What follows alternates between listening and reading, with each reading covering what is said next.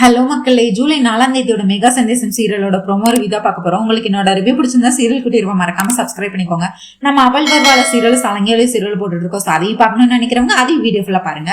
இங்க அப்படியே நாட்டியம் ஆடிட்டு இருக்கிறாங்க. அப்படியே அவங்க தெரிஞ்ச மாதிரி கிளாசிக்கல் டான்சர் எல்லாம் வந்து பாட்டை போட்டுட்டு நம்ம பூமி வந்து ஆடிட்டே இருக்காங்க. தூரத்துல இருந்து பார்த்தா நம்ம ஆகாஷ் வந்து அப்படியே பிரமிச்சு போறாரு. பூமியோட அந்த நடனத்தை பார்த்து அப்படியே வா, இது வரைக்கும் இந்த மாதிரி ஒரு நடனத்தை நான் பார்த்ததே இல்லை அப்படிங்கிற மாதிரி ரொம்ப சந்தோஷமா அப்படி வியப்ப பார்த்துட்டே வராரு. அப்புறம் பாட்டி இவங்க ஒரு முழு பாட்டுக்கு ஆடி முடிச்சிடுறாங்க. நம்ம பூமி ஒன்னே நம்ம ஆகாஷ் இருந்துட்டு கை தட்டி ரொம்ப உற்சாகப்படுத்துறாரு. வாவ், நீ இந்த மாதிரி ஒரு டான்ஸை நான் பார்த்ததே இல்லை, எனக்கு நீ இவ்வளவு நல்லா ஆடுவேன்னு நான் உன்னை பத்தி நினைக்கவே இல்லை, நீ பெரிய கிளாசிக்கல் டான்சர் நான் இப்பதான் கேள்விப்பட்டேன், நீ எனக்கு சோபா சந்திரா பத்தி கொஞ்சம் தெரியும், ஆனா நீ வந்து அவங்களோட பொண்ணுன்னு எனக்கு ரீசெண்டா தான் தெரியும், இப்படி ஒரு டான்ஸை நான் இது முன்னாடி நான் எங்கேயுமே பார்த்தது இல்ல, உன்னோட கை பாவனைகள், உன்னோட கண்களே 1000 கதை சொல்லுதே, அந்த கண் பாவனைகள் எல்லாமே ரொம்ப அற்புதமா இருக்கு அப்படின்னு சொல்லி புகழ்ந்து தள்ளிட்டு இருக்காரு. உடனே இது மாதிரி ஒரு டான்ஸை நான் பார்த்ததே இல்லை அப்படின்னு சொல்லிட்டு இருக்காரு. உடனே பூமி ஆனா இப்ப இந்த டான்ஸை மட்டும் பார்த்து என்ன பண்ண போகுது, உங்களுக்கு தான் உங்க டான்ஸரும் போயிட்டாங்க, எனக்கு என் அத்தையும் வந்து காப்பாற்ற முடியாம நானே கஷ்டப்பட்டுட்டு இருக்கேன் அப்படின்னு சொல்றாங்க. அதுக்கு தானே நான் ஒரு முடிவு பண்ணலான்னு வந்திருக்கேன் அப்படின்னு சொல்றாங்க. நீ ஏதோ ஒரு பேர் சொன்னீங்க, அந்த Gagan, yeah I got it, that Gagan, நான் வந்து அந்த ககனை மாதிரி வந்து ஹாஸ்பிட்டல்ல வந்து நடிக்கிறேன் அப்படின்னு சொல்றாங்க. உண்மையாவா நீங்க உண்மையிலே வந்து ககன் மாதிரி வந்து பேசுறீங்களா, என் அத்தை கிட்ட நம்ப வைக்கிறீங்களா அப்படின்னு சொல்லி கேட்டுறாங்க. யா கண்டிப்பா, இது எல்லாமே நான் உனக்காக பண்றேன், யா கன்ஃபார்மா நான் வந்து யாரு உன்னோட சாரதா அவங்க யாரோ சொன்னீங்க, அவங்க கிட்ட வந்து நான் ககனா நடிக்கிறேன் அப்படின்னு சொல்லி பேசிட்டு இருக்காரு. வாங்க உடனே போலான்னு சொல்லிட்டு கூப்பிடுறாங்க. ஐயோ, ஆனா அதுக்கு முன்னாடி ஒரு பெரிய கண்டிஷன் இருக்கே அப்படின்னு சொல்றாங்க. கண்டிஷனா? என்ன கண்டிஷன்?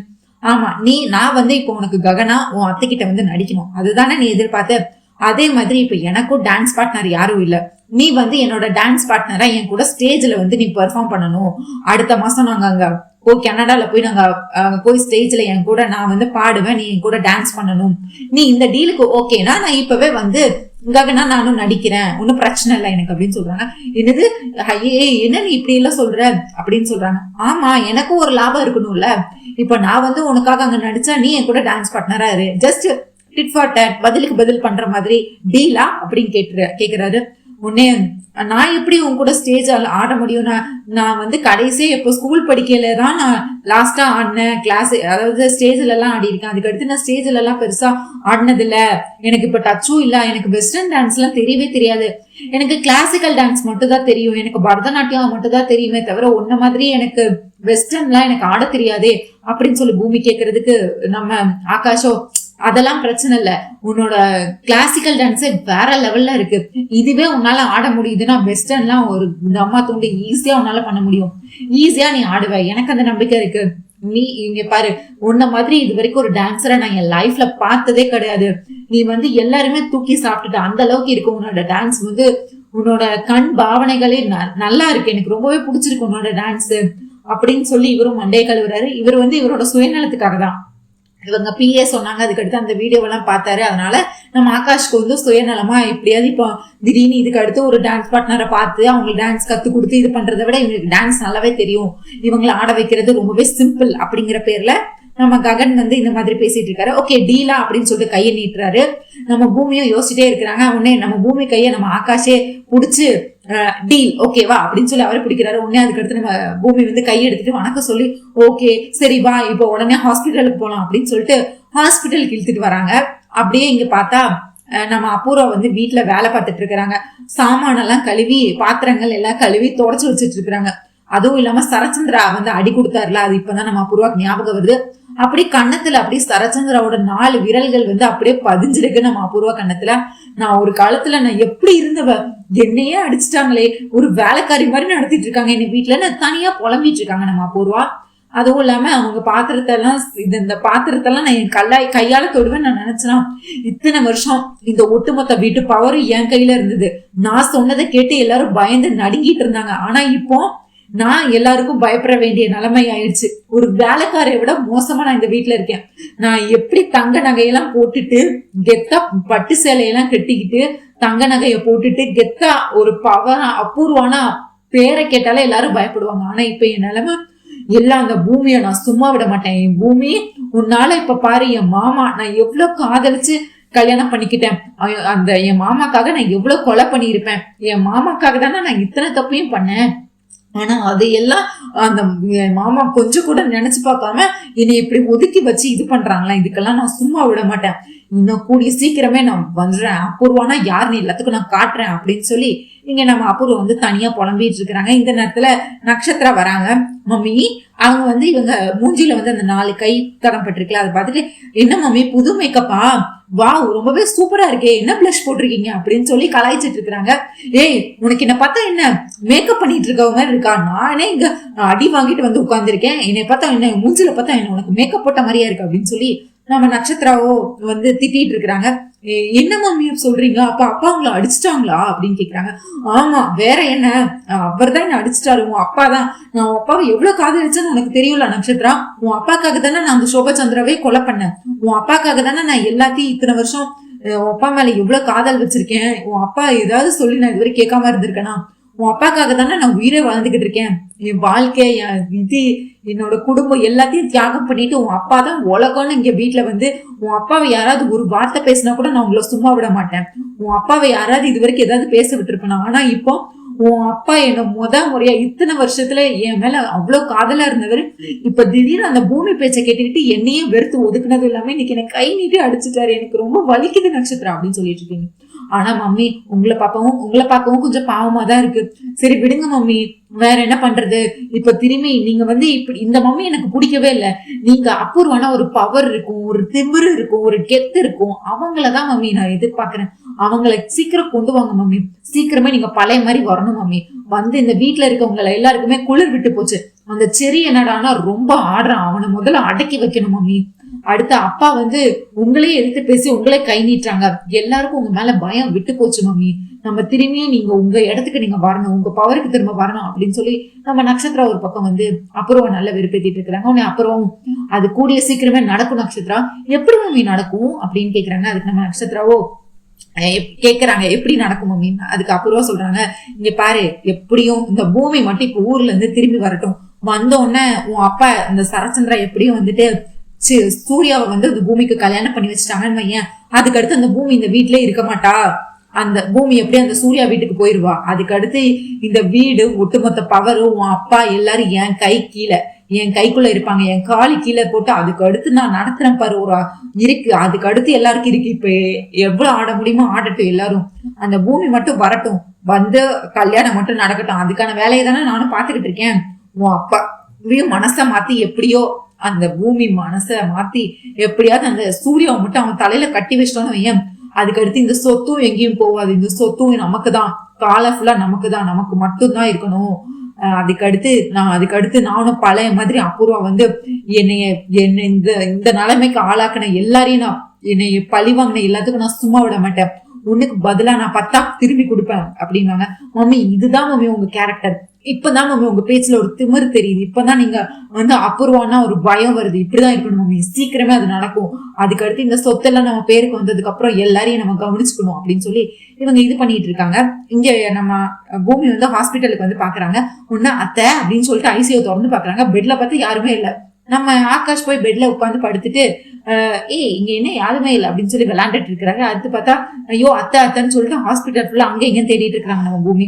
எங்கேயுமே சாரதா காணல. உடனே நேரா போய் ரிசப்ஷன் லிஸ்ட்ல கேக்குறாங்க, ஹலோ இங்க சாரதான்னு ஒரு பேஷண்ட் வந்து அட்மிட் ஆனாங்க. அவங்க வந்து இப்போ ரூம்ல இல்ல, எங்க போயிருக்காங்க? உங்ககிட்ட ஏதாவது சொன்னாங்களா எங்க போறேன் என்ன பண்றேன்னு? ஹாஸ்பிட்டல் ஃபுல்லா தேடி பார்த்துட்டேன், எங்கேயுமே இல்லையே.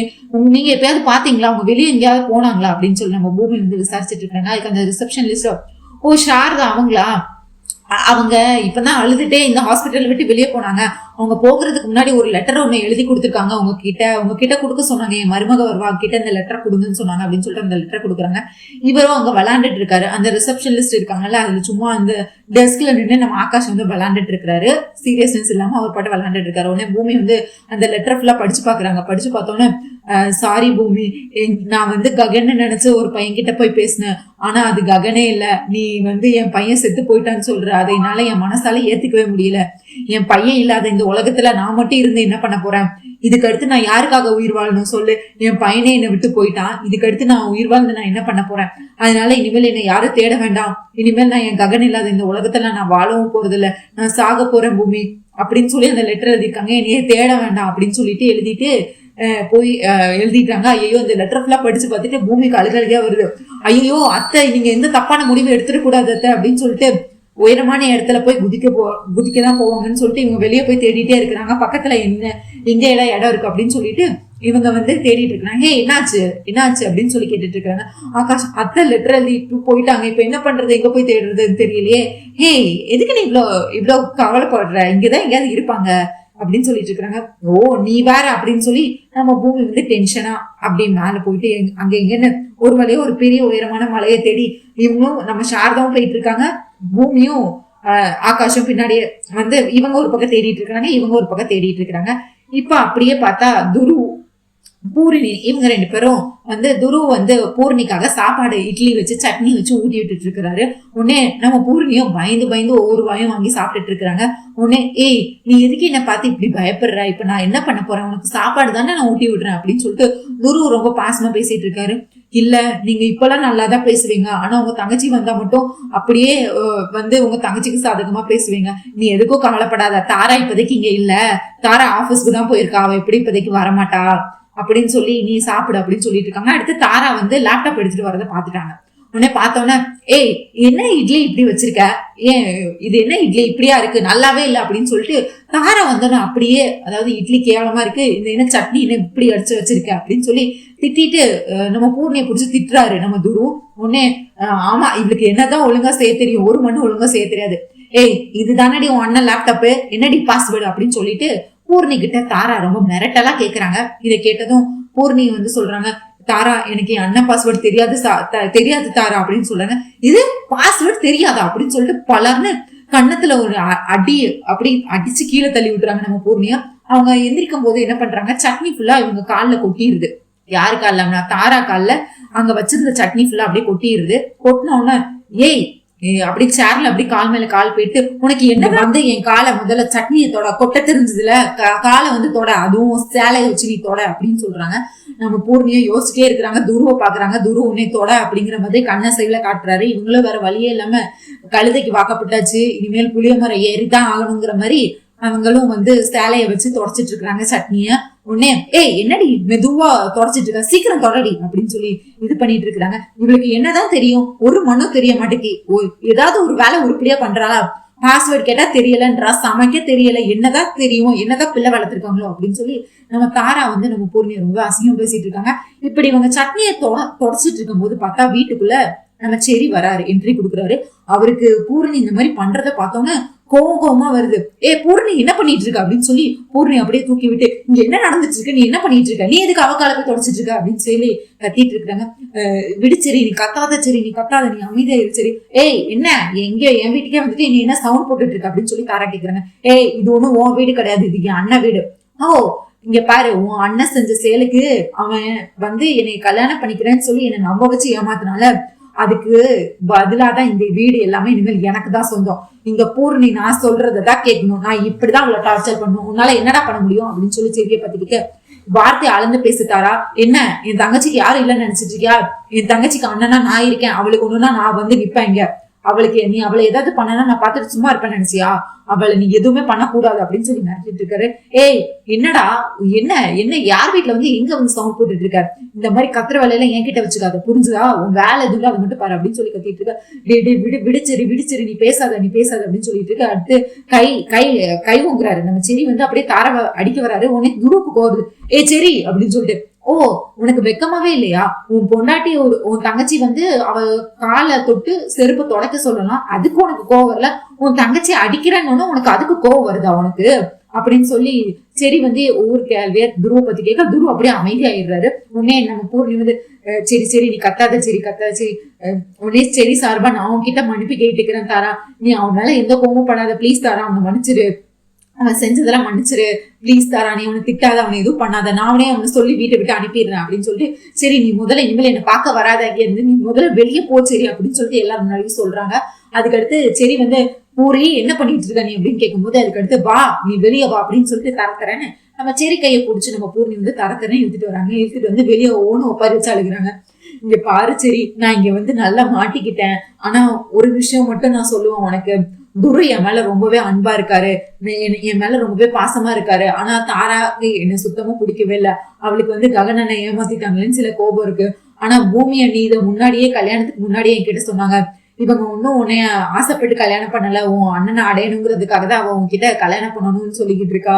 நீ வந்து இந்த குடும்பத்துல கண்டிப்பா உன்னால சந்தோஷமா வாழ முடியாது பூரி. உன் வாழ்க்கையை நீயே பாத்துக்கோ.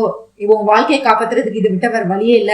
உன் வாழ்க்கையை காப்பாத்திருக்கிறது இப்போ உன் கையில தான் இருக்குன்னு எனக்கு கல்யாண மேடையில வச்சு பூமி அணி நிறைய சொன்னாங்க. ஆனா நான் ஏதாவது கேட்டேனா? நான் எதுவுமே கேட்கல. பூமி அணியை தான் நான் தப்பா நினைச்சேன்.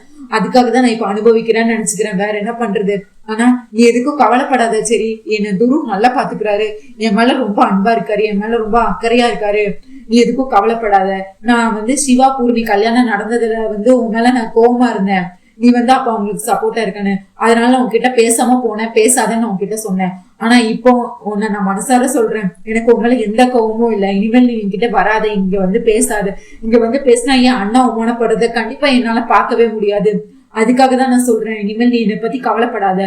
நான் தேர்ந்தெடுத்த வாழ்க்கை தானே, இதுல நல்லதோ கெட்டதோ அதை நான் தானே பாத்துக்கணும். நீ எதுக்கும் கவலைப்படாத சரி. நீ இனிமேல் என்னைய தேடி இங்க வராத, இனிமேல் என்னைய பார்க்கவும் இங்க வராத நீ அப்படின்னு சொல்லி அழுதுட்டே கட்டி பிடிச்சி அழுகிறாங்க செடியை பிடிச்சு.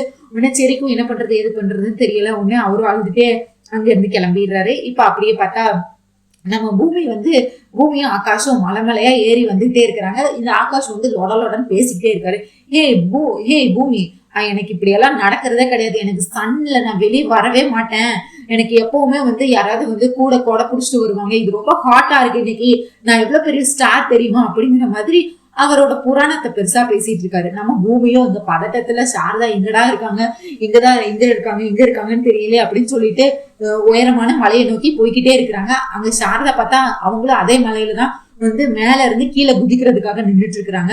உடனே கீழே பாக்குறாங்க. கீழே பார்க்கும்போது அப்படி ககன் இது வரைக்கும் சாரதாக்காக பண்ண நல்ல நம்ம ஆகாஷ் வந்து பூமி மாமியாரே அப்படின்னு சொல்லி கத்துறாரு. ஏய் என்ன பண்ணிட்டு இருக்க நீ? பூமி மாமியாரா? அவங்க உனக்கு அம்மான்னு தான் கூப்பிடணும் நீ அப்படின்னு சொல்றாங்க. ஓகே அத்தை நீ இவங்க ஒரு பக்கம் கூப்பிட்டு இருக்க. நம்ம ஆகாஷ் இருந்துட்டு அம்மா அப்படின்னு சொல்லி கத்துறாரு. உன்னை பார்த்தா சாரதா திரும்பி பாக்குறாங்க. திரும்பி பார்த்தோன்னே அது ககன்னு நினைச்சு சின்ன வயசுல அந்த டெடிபேர் தூக்கிட்டு அந்த குட்டி பையனா ஓடி வந்த நாட்கள், அதுக்கடுத்து சின்ன வயசுல இவங்க வீட்டை விட்டு தொலைந்த போது ககன் வந்து அவங்கள அம்மானு கூப்பிட்டது அதெல்லாம் ஞாபகம் வருது. தன்னோட சொந்த பையன் தான் தன்னை தேடி வந்திருக்கான், தன்னை பார்க்க வந்திருக்காங்கிற ஆசையில அப்படி ககன் அப்படின்னு சொல்லிட்டு இவங்களும் ஓடி வராங்க. இந்த பக்கம் பார்த்தா நம்ம பூமியும் ஆகாஷும் ஓடி வருவாங்க. இங்க பக்கம் நம்ம சாரதா ஓடி வராங்க.